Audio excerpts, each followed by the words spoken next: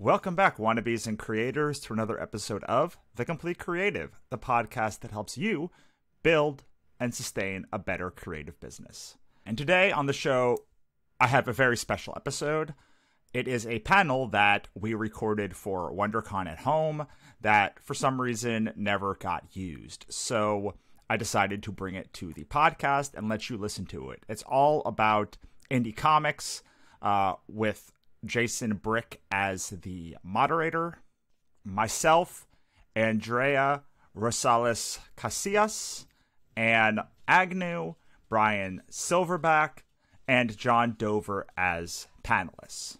And if you like this, you can learn how to make even better comics and just overall the best work of your life by heading on over to thecompletecreative.com/best work.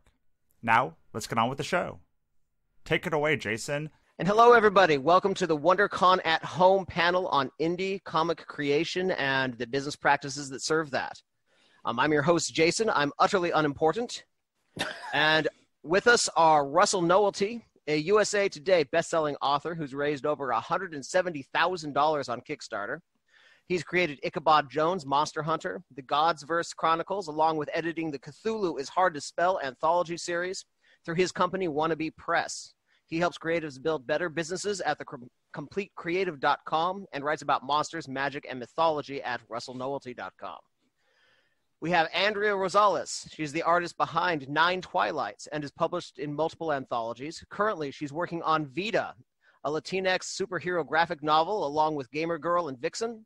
Next month, you can find her work in the Instarter Art Anthology, which benefits women and non-binary run comic shops.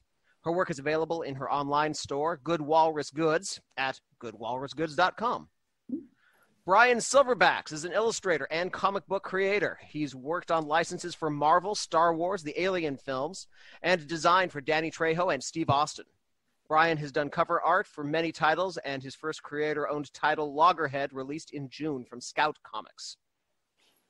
Author and musician John Dover tantalizes his audience's imaginations. His comic book world of Johnny Scotch embodies his love of hard-boiled detectives, Scotch, and his poetic, lyrical prose style. John also has a number of horror stories published through Alucard Press, KJK Publishing, and has a spaghetti western vampire novel that will debut next year with Not a Pipe Publishing. And Anne Mortensen Agnew is an animation and comics writer. In animation, she has written for audiences of all ages within the comedy, sci-fi, and action genres. Her comics work has ranged from all ages adventures with Joe Book's Disney Princess and Arledge Press's Trial Run to feminist horror and Hellcat Press's Dark Lady Returns and cyberpunk action in Servios Raw Data Dead End. And she co-created the webcomic 9 Twilights with artist Andrea Rosales, who we have all known for a couple of minutes now. Welcome, everybody. Thank you for being part of this. Thank you. Thank you for having us. We have all of 45 minutes to tell everybody everything we know, so let's just get right to it. First question for everyone is, we learned how to write in school, but not how to write a comic. In fact, some of us ended up in detention for writing comics in school. What are the most important differences in the process between writing and writing a comic, especially what surprised you when you got started? Andrea, would you like to lead off? Certainly. Well, funnily enough, in school I minored in animation, majored in graphic design, but I always loved comics. And I think one of the main takeaways has been, comics is a visual medium. So it's important to not only be able to put those words on the page, but also think about how you would visualize everything at the same time, which I know a lot of writers do. And it's really just kind of picking apart, why things work and how you want them to work, and just making sure that you nail that as you lay your story out and everything. Yeah, one of the things is comics is horrible to read as a writing script. They're guidelines, like a blueprint. So you're not writing for the audience as much as you're writing for the artist to draw it and make sure that they're doing anything, and you make sure you're conveying anything that you need in the script so that they can put it on the page. Yes, there is dialogue as well, and sound effects and all sorts of things that move the story along, but it is mostly a blueprint document for your artist, letterer, colorist, whoever is working on the book, so that they know what to do. Yeah. I found that the biggest difference coming from a screenwriting background is that when you're writing a screenplay, whether it's a feature, an episode of television, the old rule is roughly like 1 page per 1 minute of time. That is not at all how it works in comics, because in comics you have to worry about space is time and time is space. You actually have to do a lot more basically amateur small level directing of, okay, here's what happens on this page and here's how many panels it takes to tell this part of the story. There are a lot of really great books to learn how to write comics, but obviously read your Scott McCloud. What I found to be the most helpful one practically actually was David Mamet's book on directing, because that is all about how you arrange your shot list and you are visually breaking down exactly how to tell the story you want to tell. Excellent. All right. Thank you for that. And our next question is, it is vital to work on your craft, really, no matter what you do. In this case, on your skills, both as a storyteller and as an artist. What are some of the best ways for somebody new to this to work on those skills, work on that craft, especially if they don't yet feel ready to dive in and make a book themselves? How can people get started with the component skills of success in this field? Bryan, why don't you start us off? I was just thinking about what my answer would be. I would say, so let's take your favorite movie and pretend like you're making the pages. What are they called? Storyboard? Storyboards. Storyboard your favorite movie. Figure out which scenes are important and why you should storyboard them. And I think you'll also you'll fall in love with angles, camera setup, lighting, and stuff like that. And it's stuff that you may not have thought about when you're going into comics. Yeah, I think the most important thing I figured out when trying to get started was, coming from more of a prose background, was learning that not all my words are important when it comes to a comic book. I had to learn the skill of chopping it down to the bare necessity. And that was so huge when it came from, a 40,000 word novella and trying to adapt that into 100 pages worth of comic books. So just the art of brevity. Ooh.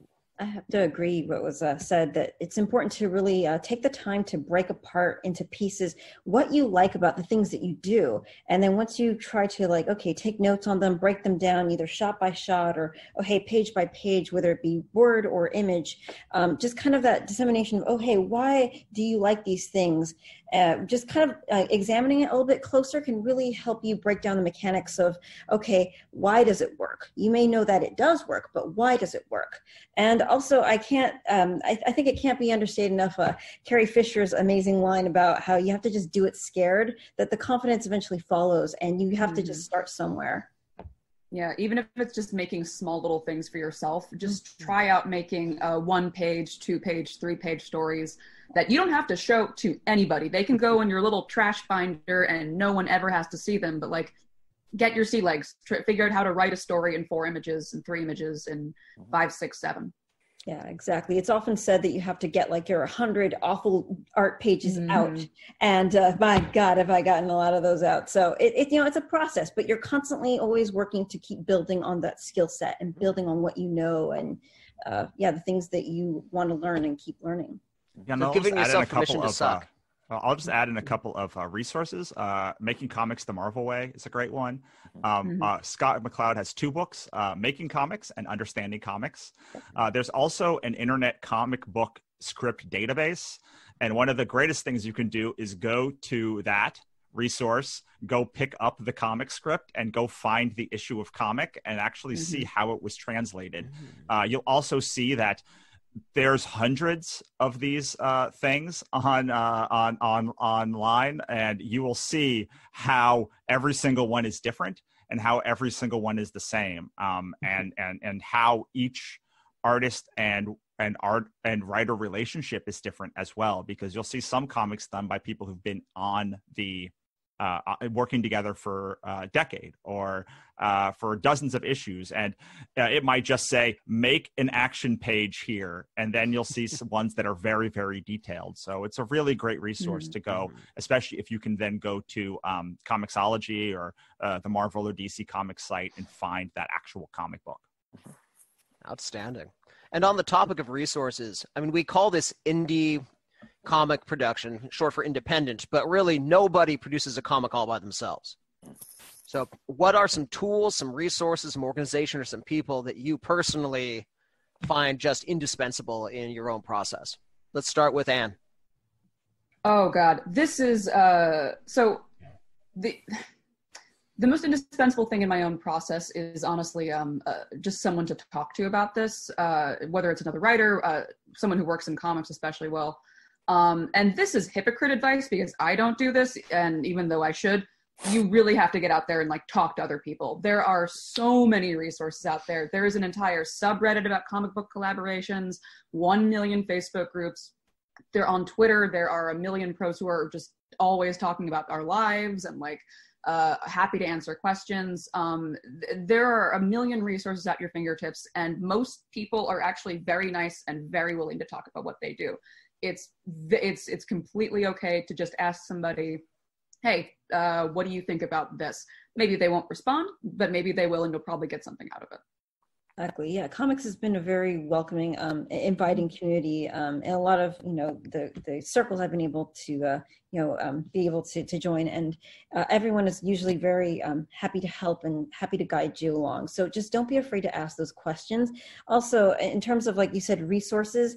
Your editors, they are a saving angel grace, and they cannot be celebrated enough because it's important to communicate with them, tell them where you are if you're struggling with something, or hey, sometimes if you need help with delegating the workload that you have, if you need help with colors, if you need help with lettering, make sure you reach out so that they can help you connect with people who can do those things if you're running behind, or if you're figuring you'd rather stick to maybe just pencils and inks. So it's good to view every single member of your team as an invaluable resource.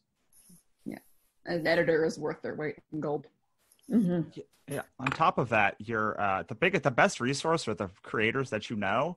I've known John, for instance, since I think we both had one single issue of comic book that we'd ever done, and we've both grown together over years, and been able to make our way through the world of comics, and I've given resources to him and he's given resources to me, and we spend a lot of time trying to find like these mentors or these human beings who are like bigger than life or who've already done the work, but the best resource is really usually the people you start with and that who you've made friends with at the beginning, because then you all grow together, and that as you grow together it boosts yourself, and then you're able to find people, Dan and Andrea and you and Jason and Brian and other people to join that network. But really the person who's going to tell you, the best editor, the person who's going to tell you like the website or the Facebook groups to go to are going to be the people who you already know, who've already been doing it. I've pretty much gotten every good resource that I have from some other human that's been in my network, because they had to go through it and they were like, don't worry about it. Here's where you go. Don't worry about the rest of it. Yeah, Russell, that was an awesome point real quick. Just the importance of growing up with your peers, and you kind of help each other develop as creators and kind of just using each other as soundboards. Like that's awesome. Well, and understanding that, learning how to build that network, which let's be honest, as creators, we're not always the most outgoing or open to that scary initial interaction. So that's something that you have to be willing to learn how to do. If you want to succeed in any type of aspect of this industry, whether it's the creative process, the promotion, or anything, you have to be willing to hone that skill of interaction. Your resources are the people around you and the people that you are willing to get involved with, as Russell said. Well, and on top of that, a lot of the best promotion that you're going to do are from those creators, and a lot of the best things that you're going to happen for you are if you can collaborate with those creators. So the biggest hit that I had in my career up until the literal thing that broke me through to like the next level was our book Monsters and Other Scary Shit, which was a collaboration between 50 creators. Last 2 weekends ago, beginning of this month, maybe 4 weekends ago now, I had a conference called AltFCD at altfcd.com, where I literally brought in 50 creators to do AMAs and run panels and do breakout sessions and all of this stuff. And all of those pieces came from the seeds from all of the creators that I met. Not just answering resources, but then teaming up and working together to do backer updates when we do Kickstarters or mailing list updates or do anthologies together. One thing that people always ask me is like, how do you get into anthologies? And I was like, pretty good ways to make one. And then all of the people will then want to make anthologies, and then you'll get in all of their anthologies too. Mm-hmm. Outstanding. Bryan, anything to add? No, I think they pretty much got it. My whole thing is just about networking. Mm-hmm. Excellent. So we've talked about resources, but also there's tools. Everybody's got one or two favorite tools, piece of software, favorite pen, a website that they just go to all the time. Could each of you just say one or two things that your work day or at least your work week just isn't complete without a check-in on, something that really makes your life easier?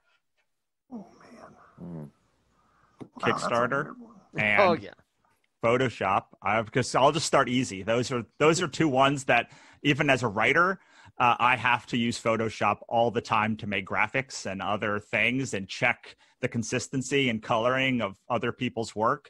So even if you're a writer, you're going to need Photoshop and the Adobe suite, at least Lightroom, Photoshop, and Adobe Acrobat. Adobe Acrobat is even more important to me than Photoshop, because there is no way to get a lossless JPEG file and make a lossless JPEG without Adobe Acrobat. I have been trying for years to find another solution. That is the solution. If you want to make a lossless high-res JPEG for printing, you can use Adobe Acrobat, or you can use Adobe Acrobat. I think and this might sound a bit trite, but I think the most important tools for any of my creative things that I work in, because as a musician, a lot of my collaboration is with other people. Same thing happened when I dove into the comic book world. I learned that the most important tool was A, my good attitude, and B, creating those good relationships with people that I trusted. My comic book would not be as beautiful as it is without the artist. I'm not an artist, I'm a writer. So my tool was convincing this beautiful artist to do the work that he did. That's Dan Schaefer, who created all the artwork in that book. So, making sure you're touching in and creating good relationships with the people that you're working with that's your daily check-in right there. Mm. Is it safe to say then that Facebook is one of the resources you can't live without then? Yeah. I'm a big social media guy. I get on social media to see what my peers are up to, what my idols are up to, so that I can try to make sure that I'm in the right field. I do my best to stay off the internet. I have ADHD and terminal brainworms from spending my entire adolescence online. So I can't, I have to get off. That's actually, my tool is pen and paper. I handwrite every first draft for everything I do, and all of my edits are printed out on actual paper because otherwise I can't get anything done. It is okay to, we live in a very plugged in world, which is good. And comics especially is very digital and very plugged in these days. But I think it's also important to know your limitations and to know when to step away for your own sake. Absolutely. I have to agree with Anne about going analog for a lot of what I do has really made such a difference. I have like a planner, I'll jot down, hey, how's my checklist. It tried and true, it works for me. And then also just planning everything out in a sketchbook on paper, like just kind of blocking everything down. It does wonders to help me to kind of get in the focus of, oh, hey, here's what I'm doing. And then, later I'll take it into Clip Studio Paint, which is just an incredible program I found for me for drawing comics. But yeah, just kind of getting started and organizing my thoughts all on paper, that has just been very helpful, because I also have a bit of the brainworms, and also just, sometimes the news, it can affect how you're feeling, and it can just be too much of a distraction. So. Excellent. Let's talk promotion for a little bit. I know that that's one set of skills that, as creatives, it's a bumpy journey getting those skills and getting some degree of competence in them. What's the most effective thing you've done so far to get your work in the right hands and in front of the right eyes? And also, how might somebody else replicate that? Learn from your mistakes so they can go on to make new, unique, and interesting mistakes of their own. John, why don't you lead off? At this point in history, the advice I would have for this is a little bit sketchy, because my best promo has always been getting in front of people. So conventions, signings, any chance to do panel work, or any chance to let people see who I am and what I do. And the only reason I say that sketchy is because obviously we're in a time when there probably won't be another convention for a year plus. So that means creating or diving into these new ways of getting myself out there, like online conventions that are starting to pop up, and just keeping those relationships I mentioned, live, so that, my relevancy as an artist and a writer does not, fade away. It's a very dark time for creatives. So we have to find ways to keep ourselves working in front of people and active. Yeah, just to branch off of that, absolutely have to agree that like the biggest self-publishing tool is the ability to network and connect. And, a lot of creators, find a way to utilize that to branch from being a creator to a business. And I think it's also important to note that different things work for different people. So, there's no one tried and true method. And it's important to be able to take that time to experiment. I have a lot of friends who they'll do Twitch streams, they'll do regular art streams, and then, you'll see a little bit of, oh, hey, they're working on one page of like a comic that they're releasing on their Patreon. And, just kind of that consistency with social media, which is something that a lot of creators struggle with, like I have in the past. So, it's always constantly kind of working at it and trying to, remember that social media is social. So you should also try to make sure that you're chatting with people about the things that you love, why you love them, and the things that you're creating, and just kind of use that as a point for branching off and learning, and just sharing what you love with people. And it's important to make sure that what you're doing, you sincerely love, because people can spot passion miles away. So it's important to, make sure that you're, 100% really just championing and really excited about what you're doing. The easiest thing for me to say is my mailing list is easily the most profitable part of my business by 100 times or more. Almost everything that's good comes from my mailing list. I've been hearing that mailing lists are dead since the 90s, and it wasn't true then. It's not true now. It's I just read a statistic that for every dollar you spend on your mailing list, you make 40 back. So that doesn't mean that you're going to do that day one, but making a consistent habit is the way to really be able to do all of the stuff that I think that everyone's been talking about in this is, the thing that's easiest to replicate is to keep showing up and doing the work.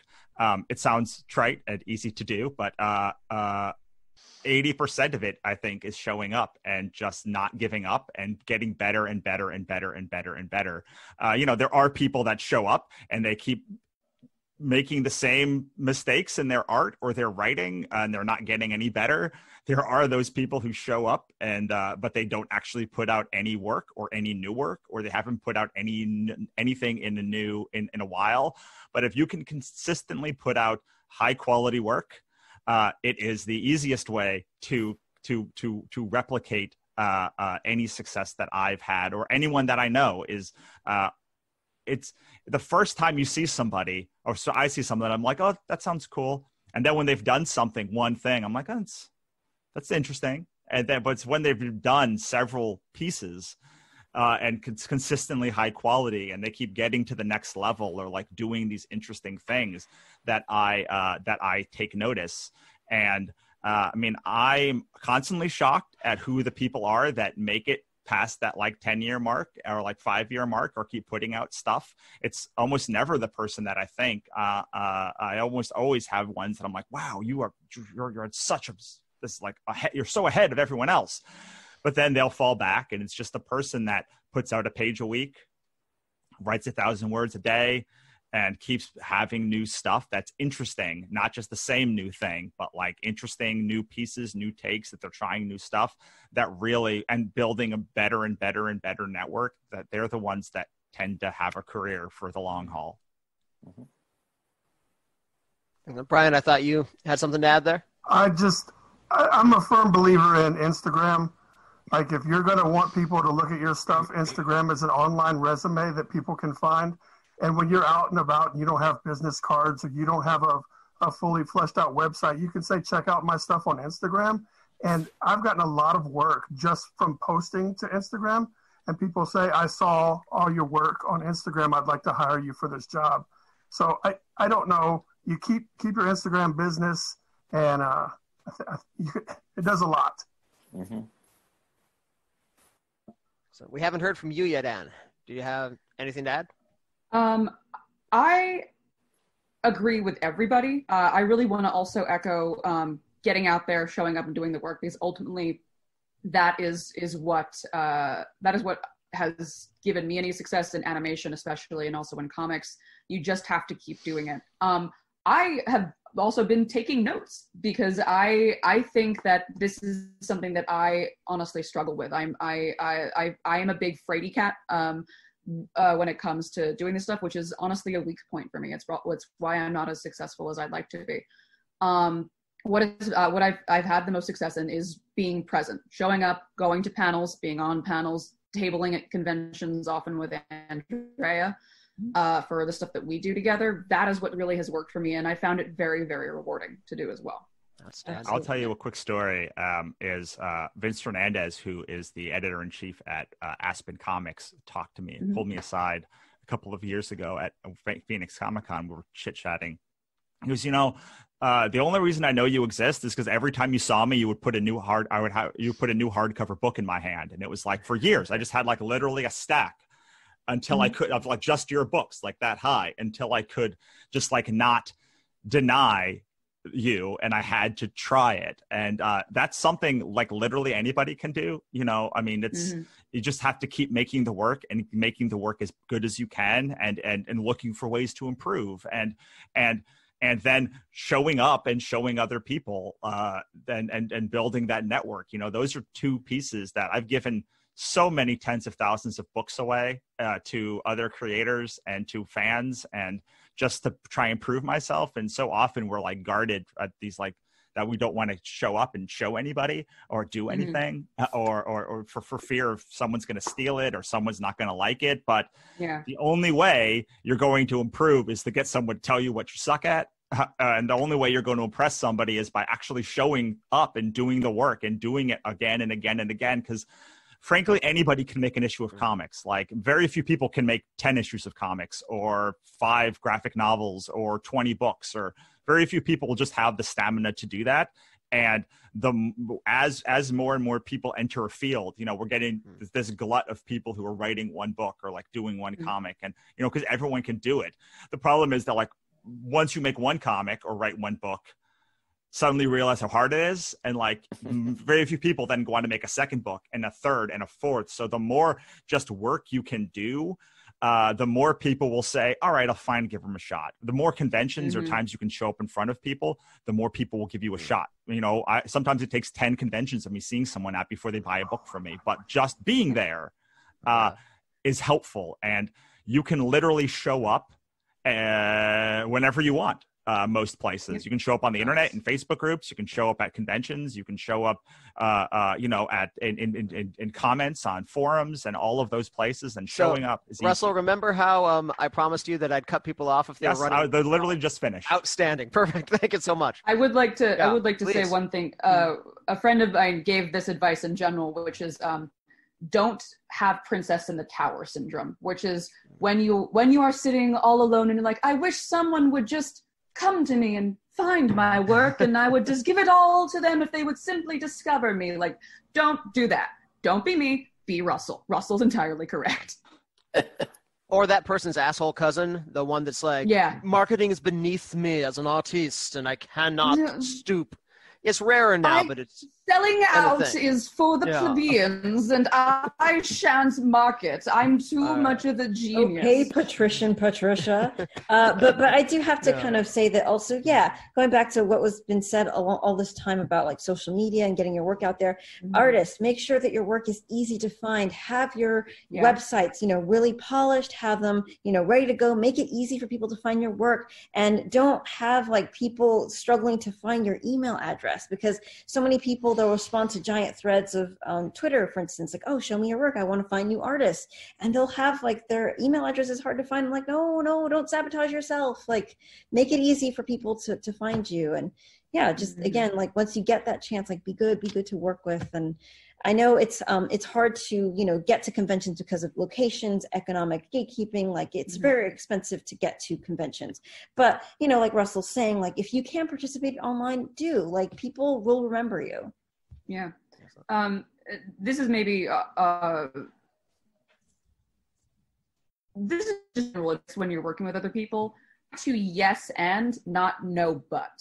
You're working with people, you're collaborating. Yes ending is something to build off of ideas, whereas no but kind of makes people stop in their tracks. Obviously, there are differences. Like, if someone wants to give Batman a shotgun, say, well, wait a minute, I don't think so. But otherwise, just try to be collaborative. It's like improv. Yes and. Yeah. Think improv.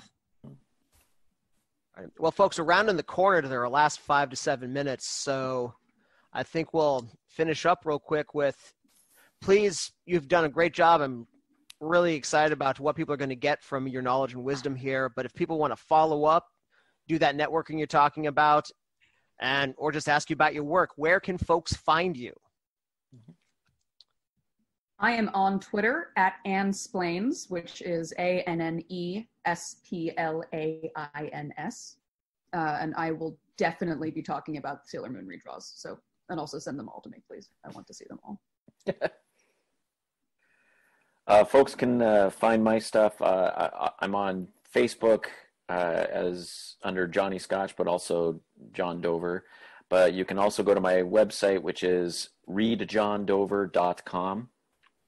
And that will point you in any direction to find my music, my books, my comics.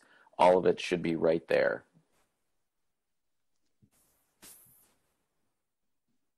Brian.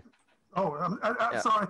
So the name Bryan Silverbax, you can put that in any social media, any search engine. You can find my stuff and get at me. And the only thing I advise people to do is finish projects and stay creative. Good. Andrea, where can folks find you? Okay, so my Instagram and Twitter handles are exactly the same. Consistency, that would be Andrea L. Rosales. That's Rosales.